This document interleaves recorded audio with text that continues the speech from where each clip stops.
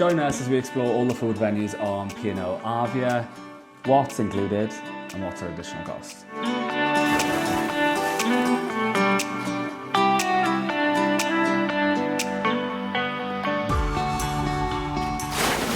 Hi everyone, welcome back to Cruise with Jordan and Andrew. So today we're going to be looking at, today we're going to be... You're going to leave that in? Yeah. No, don't. Do it again. It's going to be our thing. It can be our thing. That's not the thing we're going to have. Anyway, keep moving on. Well. Welcome back to Cruise with Jordan and Andrew. Today we're going to look at the dining options on P&O Avia and tell you which ones are included in your cruise fare and which ones are an additional charge. And let's rate them, because that's the best bit. Ooh, rating. Okay. Should we start with the main dining rooms? MDRs. Let's go. What have we got? Tablecloths or no tablecloths? Tablecloth or no tablecloth? That is the question that about 1 million people asked on the Facebook group. If you haven't been on the Avia, then you need to understand there are two main dining rooms, really. Yeah. So you've got the Meridian and Zenith. Yeah. I can't remember which one's which. One's upstairs, one's downstairs. Meridian is deck 6 downstairs. No tablecloths. Okay. Nice tables. Zenith, deck 7, tablecloths. They're exactly the same. So I just don't pick know the tablecloths. how you would remember which one's which.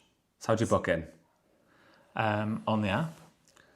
So I'd recommend. Well, we did. I did. I would recommend as well, actually. We booked.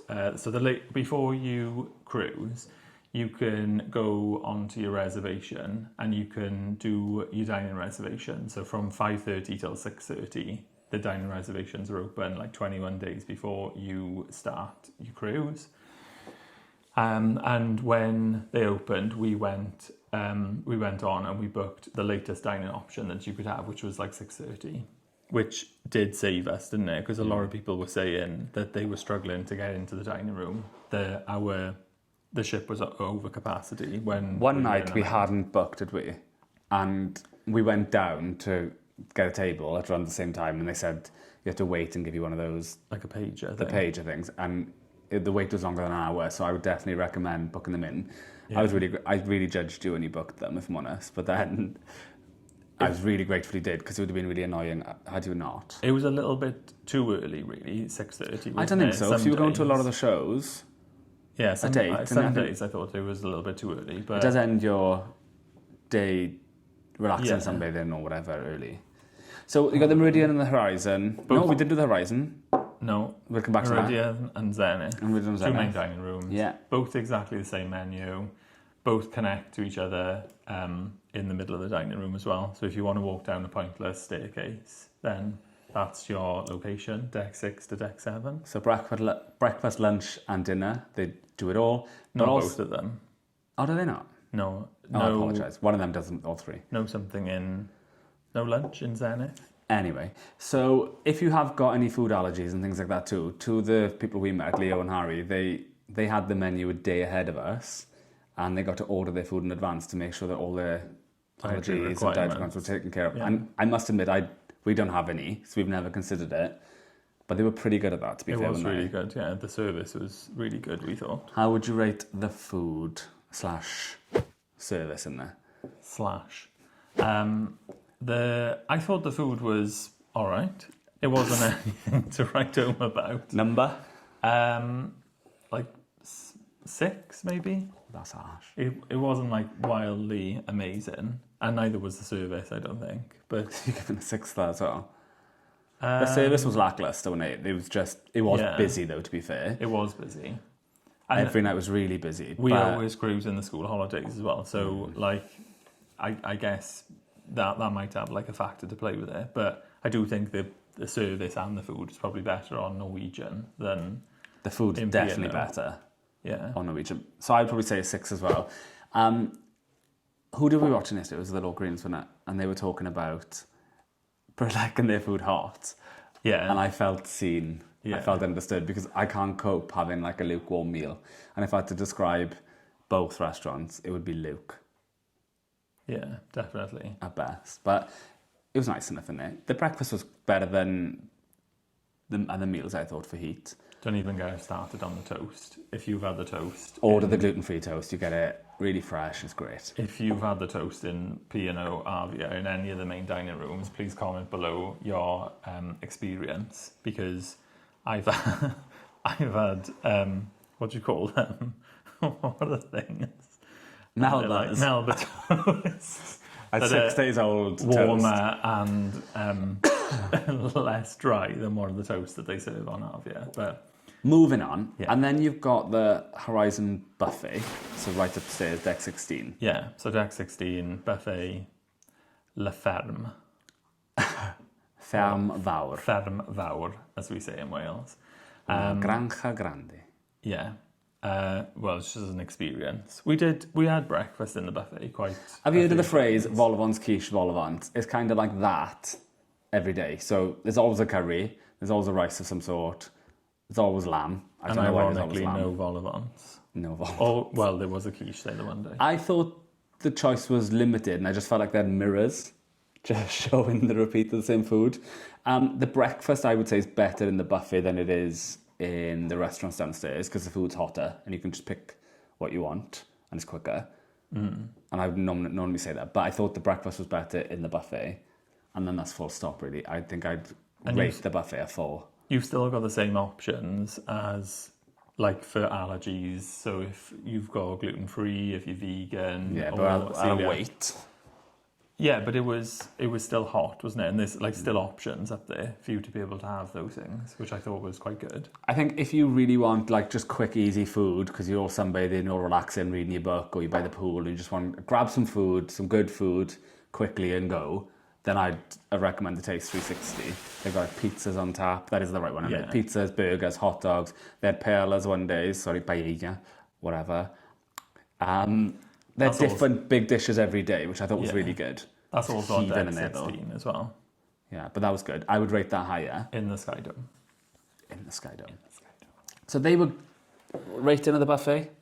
Oh God, 4. Yeah, I think 4 is fair. I think like if you're there, a couple of days I got up at like sort of like 6 o'clock when the buffet first opened, and it was really nice in there. It was like really calm. It goes all the way through from the Sky Dome out to the like infinity pool at the back. I'm not And bothered it's with it really being nice. busy. Like, there's how many thousands of people on the ship? That's fine. Busy's fine. People up and down's fine. Eating the food on the go, Yeah. questionable. But it was just the variety of food. Like, we went on the Royal Caribbean. I was only for 2 days for the Eurovision thing. And their buffet was incredible. The Windjammer on the Anthem of the Seas is really good. That- It's a lot more option. That And buffet it's was insane. a lot more spread out. I think that's the problem with the buffet on Avia and Iona. It's like too compact, and there's like 2 runways. It's just kind of like everyone's just trying to get It's the just a same path place. all the way through, isn't it? Yeah, and it's So 4, fine. Taste 360, grading. Well, I think I only had something from there once, but it was really good. It was pizza, Didn't wasn't you had it? pizza more than once? I know you did. I'm sure I only had the one pizza. No, that's not Oh, true. maybe. Anyway, It was good 6, pizza. 7. It's just I would quick, say fast 7. food, isn't It's- it? Yeah, it is what it is. It is what it is. It is what it is. It was what it was. Moving swiftly on, should we do the other sort of included options? What are they? 6th Street? Yeah, 6th Street Diner. Again, What else have we got? That's open for... Do you want to do them one by one? I just want to know where they are first. Oh. 6th Street Olive Grove. not the Olive and the Garden. Keys. And the Keys. Okay, let's start with 6th Street. So 6th Street Diner is open for brunch, not like early breakfast, but it's open at 10, I think. And then it's got like a brunch menu. Then it opens for dinner. I really wanted one of those cups. Oh, I know the cups in the 6th Street Diner. Don't know, I got to think about cups. We never really had like early brunch there, did we? We had like lunch, which was, I thought it was all right. When did I have the rice and chicken thing? That Chicken was and really rice. good. That one was, yeah, I'm sure that was lunch. I thought the lunch brunch, late lunch brunch thing was way better than dinner. What did I have in there? Cowboy caviar. That was hilarious. Was that an actual thing? I don't know what you're on about. Sure it was. It was just beans, wasn't it? But it was with that, like, brisket thing, which was drier than... Yeah. Yeah. We went there for the evening. It was really busy in there, and I thought Yeah. the food was really odd. Not like a diner you'd expect it to have either like big portions or a variety of sort of fried chicken, burgers, that kind of stuff. The menu was really weird at night. Well, it's like American diner sort of stuff. That you had the burger at the one time, didn't you? The burger was did good. look really good. I wish I'd had the burger. So ratings for... Well, I would say like 6, but I'm going to put it up to a 7 because I had the key lime pie in there, which is more akin to your mum's lemon meringue pie.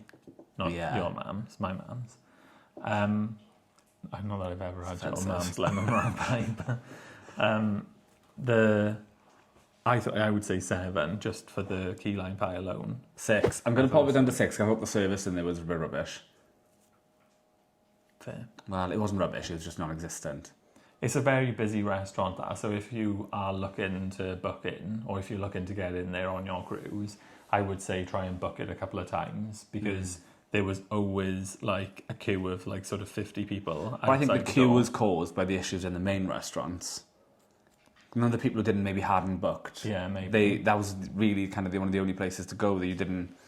So I felt for them because I felt like they had not the leftovers, but there's a lot of people still waiting to eat. Yeah. Olive Grove.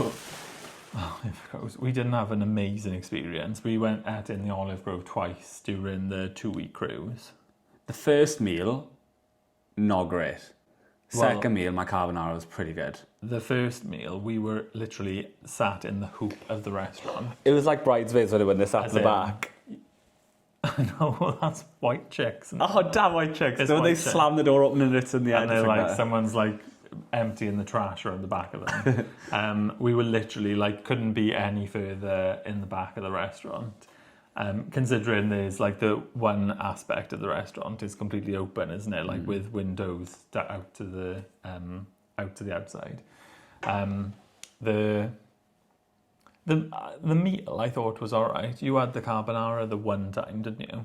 Yeah, so And that was the nice. first meal I had, it was paella, I think, actually. Paella. Wasn't very nice. I had that shrimp salad. That was really nice. To be fair, though, I wasn't feeling very well that day. I feel like I think I must have had a sudden stroke or something. I just wasn't hungry, so I can't take it fully out now, the Olive Grove. It must have been one of the first 2 sea days that we had with our lovely British weather. To be fair, that could be on me. But it was just it wasn't very warm, it was a bit cold. Yeah, but then when we went the week after, and then I had the carbonara, because there were 2 menus and they weren't there. Yeah, the first menu I thought was a bit weak, it's a bit odd, and the second menu I thought was a bit better. But the carbonara I really enjoyed. That's another little tip that we can give. Oh, yeah, 1 menu week 1, 1 menu week 2. Yeah, so if you book in like before you get on the ship, or if you're planning on dining in the restaurants, and maybe you're only going to want to try and do those 2 restaurants like once each, so they're both included, you don't have to pay an extra charge for them, but plan on doing one the 1 week if you're doing a cruise that's like longer than, I don't know, a week maybe. We did meet someone out. on the cruise, and their family loved going to the Olive Grove, though. They went there like every night. Instead of going to the main down restaurants, they preferred the Olive Grove. So there's a lot of love for it on the ship. Yeah. Just maybe it wasn't our cup of tea, and that's okay. Or maybe we just didn't have a best experience there, maybe. I don't think 2s are the main... If you're just a couple, I don't think you get a lot of the... Not attention, but the service. Where you could see the bigger tables getting a lot more than that, and I can understand why. Possibly. We did seem to have like a different style of service when we ate with Harry and Leo. We did. It was so better. it may be just because there was more people. Or we didn't have an allergy, maybe that's why. And we were just not concentrating on the maybe. service. The lamb tagine I would recommend in the Olive Grove. I thought that was really good. After carbonara. Very tasty. It's a big meal though. Great in. 7. 6. It didn't blow my 6 for me. I think if the first meal had been hot, probably 7, but no, solid 6. Fab.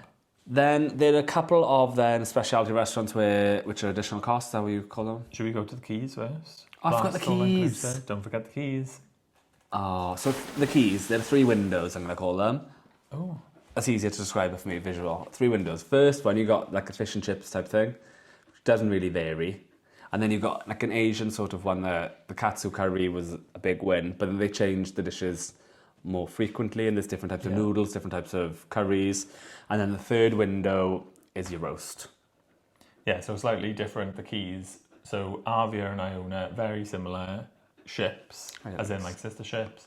But on Avia, you get the roast instead of the American sort of diner option. Is that because of the Taste 360, do you think? That's because Sixth Street Diner is the Ah, American of diner course. downstairs. So, yeah, the roast, I was really looking forward to the roast, and it was like the first thing I wanted. We were going on a Sunday. On a In the Sunday, cold. you could have your roast. It was like moderately cold in Southampton the day we got on. I had really low expectations of the roast. I thought the gravy's going to be rank. I thought the roasties would be cold. We sat down. It was really good. Everything was 10-10. The Yorkshire I think, was in fab. the roast. It lived up to expectation. The Yorkshire was nice. They had like stuffing balls. They do like a vegan option as well, which I thought was really good. Oh, do you have cauliflower cheese? Is that what it was? I had You were cauliflower obsessed with cheese. That was probably the tastiest cauliflower chunk. cheese I've had. Like, well, and everything was like so hot in the Keys. Like they probably like if they could do what they're doing in the Keys for the rest of the ship, I think they'd smash it. We'll come on to that in a second. So the fish and chips. Okay. You can't really go wrong with fish and chips, and the curry sauce was really good. So I think the fish and chips and the roast were good. Yeah. I think solid 8 out of 10. I would say the roast is 10 for It's me. not a 10. It's for what it is. I think it's really good. For what it is, I think it's an 8. It's really good. And then when you enter the middle one, the katsu curry, when we went on the Iona last year, the katsu was probably the best thing I've ever eaten. It was really good. really hot. Crispy. It was crispy. It was fresh. It just wasn't on this ship. We didn't have it that many times though for them to like. Yeah, because we to didn't go try back to it. So the chicken felt like it was a bit. Lackluster. Because on the Keys, the whole point of it's supposed to be fresh. You turn up and it's supposed to be fresh, handled there for you. But I think on that counter, they either were really busy or the opposite, and it just wasn't as fresh as it usually was. Like the katsu sauce wasn't even warm, but the other two areas. So on the whole, I would give the Keys like a 7-8. I do like it. Okay. But you disagree? Maybe I would say like a 9 because It's not I 9. thought the roast was like 10-10. The katsu that I had was really good. I thought I had it with the rice. You had it with the noodles one time, didn't you? And then there's like it's not just the katsu. That No. they do There's a in couple of curries in noodle there. One. For some hotter food as well, there's some spicy. Yeah, food there. and the It is fish and really chips good. is always busy there. The key, I think it was. excuse me, the Keys are great when you've been out off the ship all day. You get straight back on, you just want some hot food. I do, in theory, love the Keys. I think it's really good. Yeah. And we're talking about going on the Norwegian, aren't we? And they've got that kind of vibe as well, Like isn't the it? It's not the indulge Keys, food hall, yeah. but like a food hall where you just go, all you can eat different types of cuisines and then just eat together. Needless to say, who does the research on the cruise ships? Just saying. Next, I just want to leave that awkward pause there, just for a sec. a pregnant pause. And then speciality dining, we've got a couple. So we've got Sindhu. Yeah, which we didn't try on half, yeah? But Let's just name them we all first. did. We've got Sindhu. Oh, right, you want to go through them? Okay. What else we got? You tell me. Heel and Cow, Yeah, Green and Co. plus the sushi one we can't say.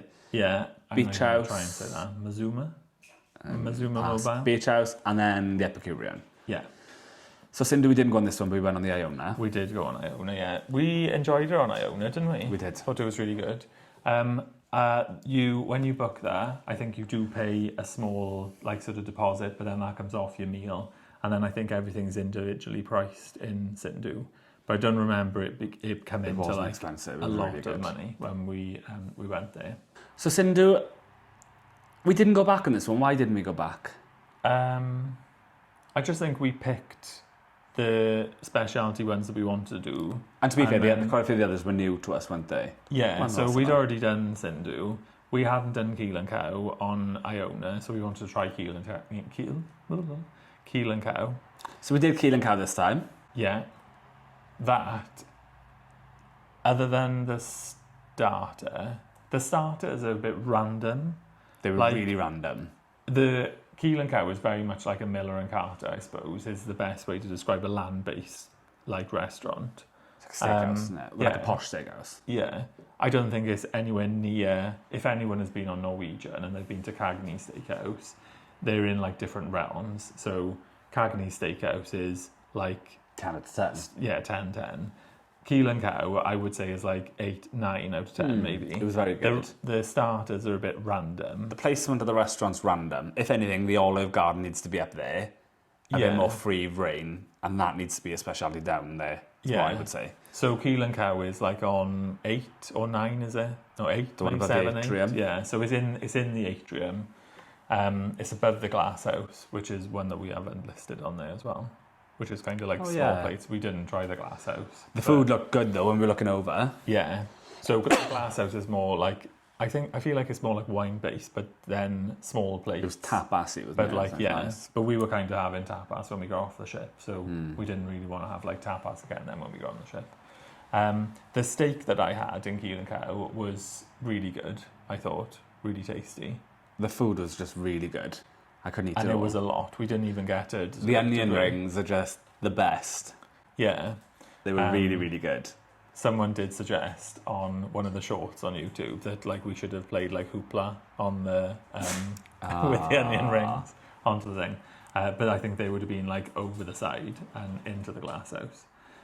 So we made on another video. We kind of had our Keel and Cow given to us on our last night because we had just a... Are you going to go there? Well, bring it up, isn't it? To be honest. So we booked it at the Keel and Cow on the last night because the reception and the service team wanted to resolve an issue that we had in the room. So I just want to say thank you, basically, because I was really grateful to the Keel and Cow. Something we wanted to try. And fair play to them, they did go all out, didn't they? They got us a bottle of wine, which you drank all by yourself. But the food in there is really good. I would definitely pay to go back in there. I would have paid for that meal and I'd been really happy to. So thank you for P&O for resolving the room stuff. We'll come on to that in another video, I think. And then we've got Green & Co, which we didn't go to. We'd planned to go to Green & Co with... Which is the vegan restaurant. With Harry and Leo, but we were unwell that night, I think, or something happened. Or we booked a show, I can't even remember. We'll go on Harry and Leo's recommendation because they did say They said it was really good. It was really good. But who can trust a vegan, really, though? Well, exactly. I'm not even going to try and pronounce the name of the sushi restaurant that isn't it, but if you can pronounce it or if you know a better way of pronouncing it that I can't, then give us a shout out in the comments. Apparently, if you do love vegan food, it's really, really good in there. I think you get the most option in there. I think the other restaurants are potentially limited. I've heard P&O's really good for vegan. I think there's a lot of meat eaters as well that have said that they've been to that restaurant and they are blown away with like the sort of precision of the food and like the taste of the food, even though there's no like meat-based meals in there. I am getting to go to it, but we'll do it next time maybe. We can always try it again. Yeah. Beach House? I'm sure it's on Iona as well, isn't it? If we get to go back on Iona, maybe. Yeah. Beach House? Beach House. We did try Beach House. Beach House pretty much looks like a posh version of the Horizon Buffet. Well, it's in Horizon Buffet, that's why. Yeah, it's a posh version there. So it's at the end of the Horizon Buffet. All I could say is I had fajitas and they were really lovely. They were really good. So the way the Beach House operates is like a cover charge, and then you get your meal included in the cover charge. I think it was like £11 something. It cost nothing. May have been like £12 if you book it on the day. But didn't we go on the Beach House last time with Iona and we weren't raving about it, but I really enjoyed it this time. We did. You can have the hanging kebabs, can't you? In the thing. I think a lot of people were having like the fillet steak. We should have had which that. came out on like a big sizzling platter. They were huge. It did look really good. I think there was a slight sort of upcharge for that, wasn't there? Like a cover charge for it. But yeah, I still think the Beach House is cheaper than Keel and Cow. So if you do like a good steak, they do a really good steak in there, and the views are better. You got a nice view over the sea. We were watching the dolphins. We were. Well, I wasn't. I got but it. you got it. Well done. And then finally the Epicurean. So our experience of the Epicurean, you've probably seen in our other video, or if you haven't, check it out. We did the afternoon tea. Summary, we were overdressed, and it was really good. But it was tasty. But I would really like to go to the Epicurean for another meal. I don't want to do the taster menu. I don't think that's for me. But I would like to do breakfast or something in there. Yeah. I think the dinner looks really good. And yeah, so I think it's where the Epicurean is where the sweets go to have their dinner. Not as in the sweeties, as in like... As in people who are in the sweets. As in people who are in... It's a really nice vibe in there. Yeah. So, favourite place to eat on the ship? I want to say like the roast. It's the keys. The keys, yeah. I think it's like, it is what it is. It's like, it's quick, it's easy. I don't think I personally had a bad meal there. And for like the speed of service, and it's just like really easy to get to, I would say the keys. But like from a main dining room perspective, you couldn't really go wrong with the food that was in the main dining room. Like, I'd happily have it again. It wasn't like out of this world, like I said, but... Oh, do you want to give an overall rating for all of the food that we had? It's really hard because the buffets are 4, the main dining rooms are 6, but then the specialities do score a lot higher with me. But I really enjoyed the fajitas, really enjoyed Keel and Cow.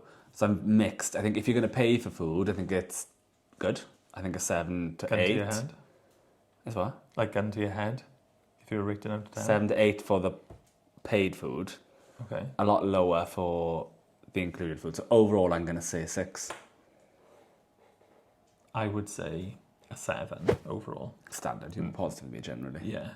I'll get a Splinter sitting on the fence. But yeah, like I think overall it was all right. We've watched a lot of videos of people going on the Virgin Voyages and other ships, and I know we've tried out NCL and Royal Caribbean cruises, and I'm looking forward to see what other ships have to offer. But on the whole, it's fine. I would go with Iona or Avia again, potentially somewhere cold. I think the Keys and stuff is perfect if you're going on a cold trip, like the fjords or somewhere else. Yeah.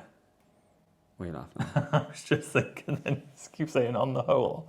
Do I? Yeah. So, so on the whole, generally, I would go on a cold one to them, but I don't think I'd want to do a warm holiday on the Iona or the Avia again.